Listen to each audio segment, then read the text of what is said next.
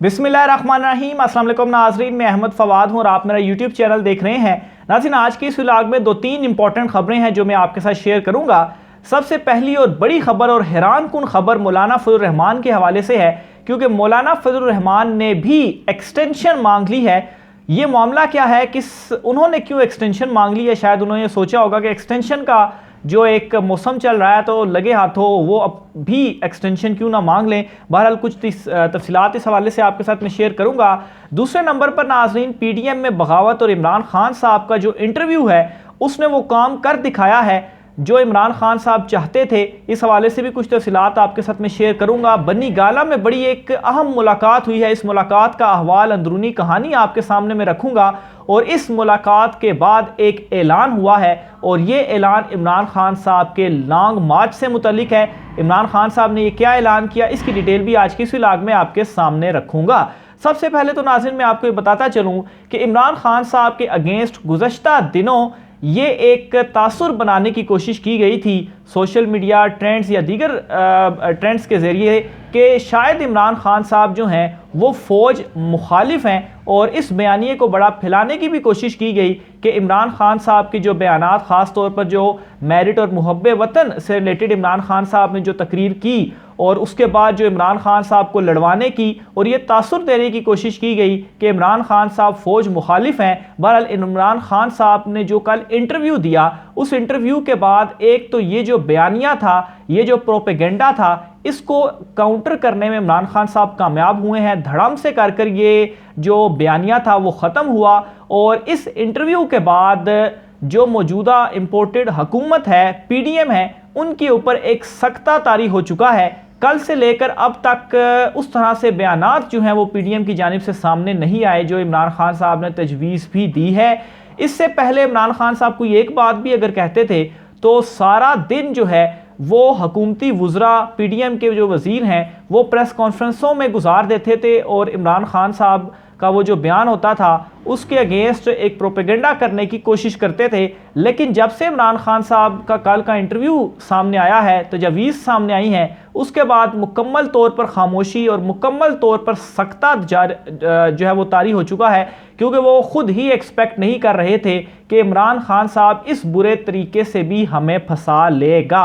बहरहाल मौलाना फजलुर रहमान साहब जो हैं उनकी जानिब से एक खबर सामने आई है कि उन्होंने भी जो है वो तोसी मांगी है, और ये तोसी उन्होंने ये मांगी है कि जो मौजूदा असम्बलियों की मुद्दत है इसको मज़ीद बढ़ा दिया जाए। और जो रीज़न वो बताते हैं वो ये है कि चूँकि इस वक्त सैलाब की सिचुएशन से पाकिस्तान लड़ रहा है, तो इस सिचुएशन में इलेक्शंस या दीगर जो मामलात हैं वो नहीं हो सकते, तो इसलिए हालात को स्टेबल करने के लिए असम्बलियों की मुद्दत को बढ़ा दिया जाए और जो इलेक्शंस हैं वो मज़ीद डिले जो है वो कर दिए जाएं। वो कहते हैं कि एक शेर भी है कि हज़ार ख्वाहिशें ऐसी कि हर ख्वाहिश पे दम निकले। तो मौलाना फजलुर रहमान साहब की भी ये जो ख्वाहिश है वो भी ऐसी ही है कि इसको मासूमाना ख्वाहिश आप कहें या क्या कहें। बहरहाल ये वही मौलाना हैं जो ये कहते थे ये जो असम्बलियाँ थी इनको नाजायज़ असम्बलियाँ करार दिया करते थे और जो बारहा इलेक्शंस का, नए इलेक्शंस का मुतालबा करते थे।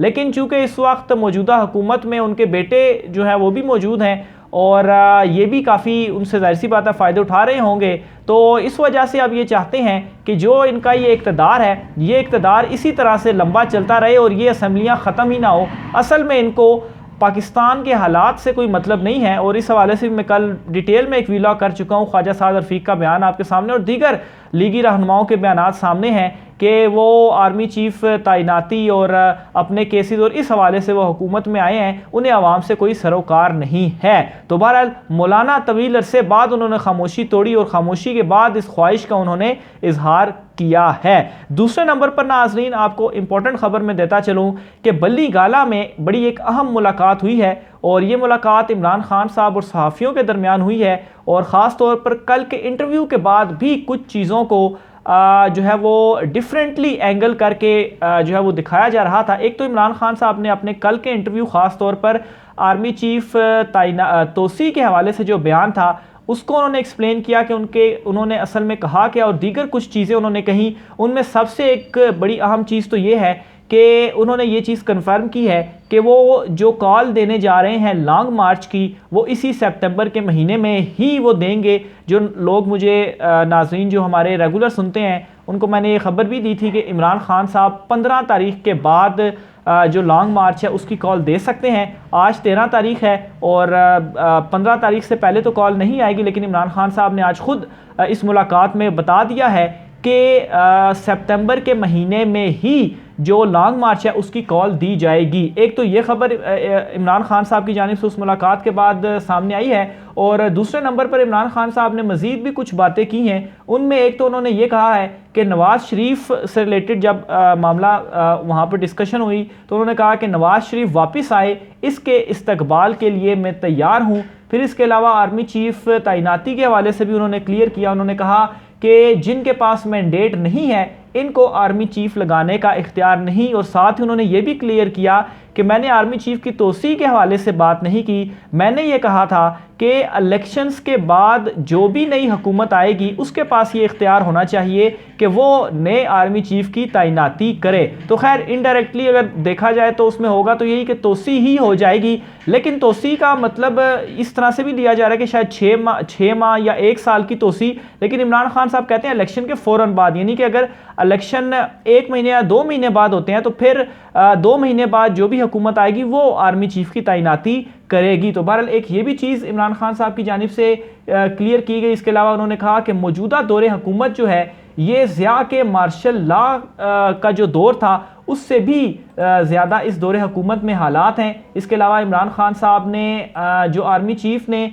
जो ISPR की जानिब से एक रद्द अमल के तौर पर प्रेस रिलीज़ जारी की गई थी जिसमें इमरान खान साहब ने आर्मी चीफ की तैनाती मेरिट पर करने के हवाले से गुफ्तगू की जो तकरीर की थी उस पर इमरान खान साहब ने कहा जो उन्होंने ISPR ने प्रेस रिलीज़ जारी की उन्हें क्या ज़रूरत थी, और उस चीज़ के ऊपर भी उन्हें काफ़ी हैरानी हुई। इसके अलावा मज़ीद इमरान खान साहब ने बहुत सारी बातें की, लेकिन ये कुछ अहम पॉइंट्स हैं जो मैं आपके सामने जो है वो रख रहा हूँ। अलीम खान साहब के हवाले से भी इमरान खान साहब ने आज लब कुशाई की और कहा कि जिस तरीके से अलीम खान की सियासत ख़त्म हुई है उसी तरह से जो उसका चैनल है समा न्यूज़ वो भी उसकी रेटिंग भी उसी तरह की हो गई है। तो ये कुछ इंपॉर्टेंट चीज़ें थी जो इमरान खान साहब की जानिब से इस मुलाकात में कही गई, और ख़ास तौर पर इम्पॉर्टेंट एक ये था कि इमरान खान साहब ने जो अनाउंसमेंट कर दी है कि वो लॉन्ग मार्च की कॉल इसी महीने सितंबर में देंगे अगर इलेक्शंस की तारीख ना दी गई, अगर जो कि मामलात एक चल भी रहे हैं इसी महीने में अगर इलेक्शंस की तारीख दे दी जाती है तो इमरान खान साहब कॉल फिर नहीं देंगे। बहरहाल इमरान खान साहब ने एक जो पत्ता है, एक और सरप्राइज़ का जो पत्ता है वो फेंक दिया है। इसके अलावा नाज़रीन PDM में भी इस वक्त शदीद फूट है।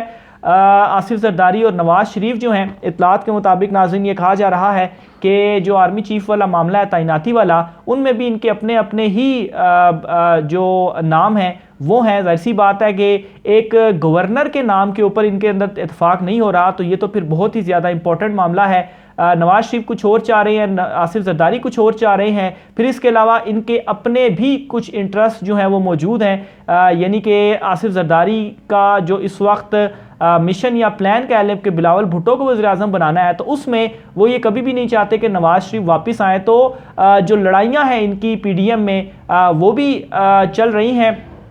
जो इनके दीगर इत्तेहादी हैं वो भी इनसे इस वक्त नाराज़ हो चुके हैं, और उनके अंदर भी इस वक्त ये बात जो है वो आ रही है कि इमरान खान साहब का साथ छोड़कर उन्होंने एक किस्म की ख़ुदकुशी कर ली, अपने आप की जो सियासत है वो ख़त्म कर ली। MQM तो खुले आम इस बात का उन्होंने इजहार किया अपना एक अवाम में बयानिया बिल्डअप करने के लिए कि हमने तमाम जमातों के साथ इत्तेहाद करके देख लिया, अब आप हमें बताएं, यानी कि अपने उन्होंने वोटर से कहा कि अब हम क्या करें। तो बहरहाल इमरान खान साहब के साथ जो उनका इत्तेहाद था वो इन्होंने खुद ही तोड़ा था, और इन्होंने उल्टा इमरान खान साहब के साथ एक जो धोखा था वो किया, और इनको भी बाद में ये मालूम हुआ, इसीलिए इस तरह के जो बयानात हैं वो सामने आ रहे हैं। तो बहरहाल नवाज और जरदारी जो हैं वो भी इस वक्त एक दूसरे के सामने हैं। ख़ास तौर पर इमरान खान साहब के इस इंटरव्यू के बाद मुकम्मल सख्ता और खामोशी है PDM में कि ये इमरान खान साहब ने क्या कर दिया है, अब हमारा जो एक्शन है वो क्या होना चाहिए।